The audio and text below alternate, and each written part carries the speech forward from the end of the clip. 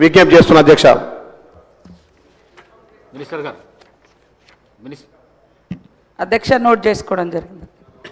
కూనమనేని సాంబశివరావు గారు.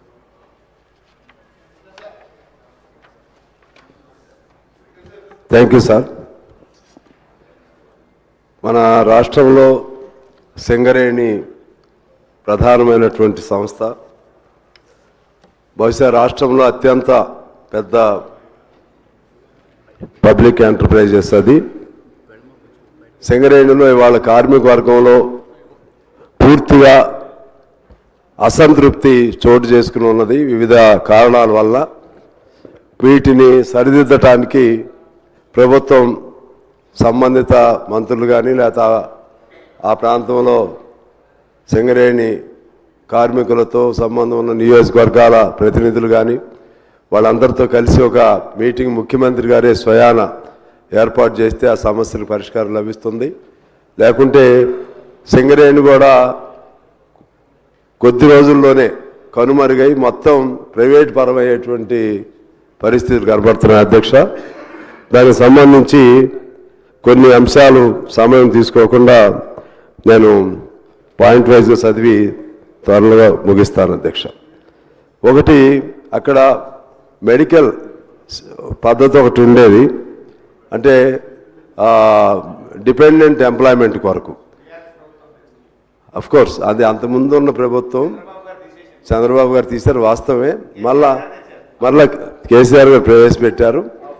అది ఇప్పుడు సరైన పద్ధతుల్లో అమలు చేయట్లేదు అధ్యక్ష. సరైన పద్ధతులు దాన్ని చేయకపోవటం వలన కార్మిక వర్గంలో చాలా అసంతృప్తి ఉంది. అదేవిధంగా ఇప్పుడు వయసు 35 నుంచి 40 సంవత్సరాలు పెంచారు కారుణ్య నియామకాలు. దాన్ని వివిధ కారణాలతో ఎలో చేయట్లేదు.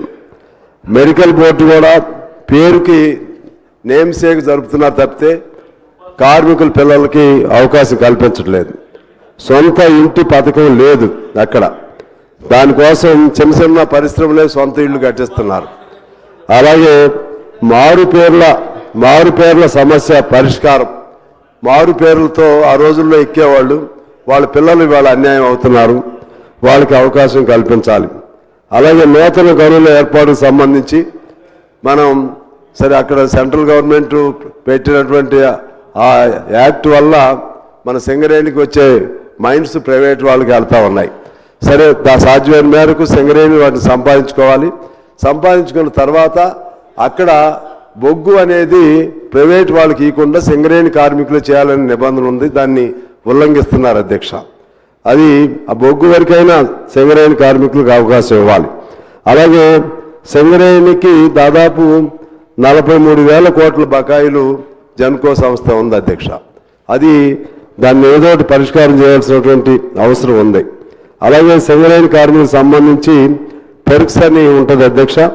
దానిపైన కోల్ ఇండియాలో వాళ్ళకి ట్యాక్స్ రిఫండ్ చేస్తున్నారు, మన దగ్గర లేదు అధ్యక్ష. అలాగే సింగరేణిలో రాజకీయ జోక్యం తరచు ఎక్కువ అవుతుందనే ఒక విమర్శ కార్మికుల నుంచి వస్తుంది. ఈ అన్ని అంశాలపైన నేను మీకు నోట్ కూడా వివరంగా ఇస్తాను.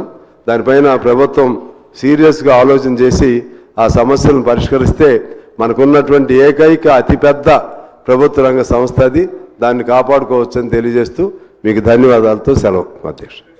శ్రీ కౌశిక్ రెడ్డి గారు. నోట్ చేసుకోవడం జరిగింది అధ్యక్ష, సభ్యులు చెప్పినటువంటి అంశం. అధ్యక్ష, మా హుజరాబాద్ నియోజకవర్గంలో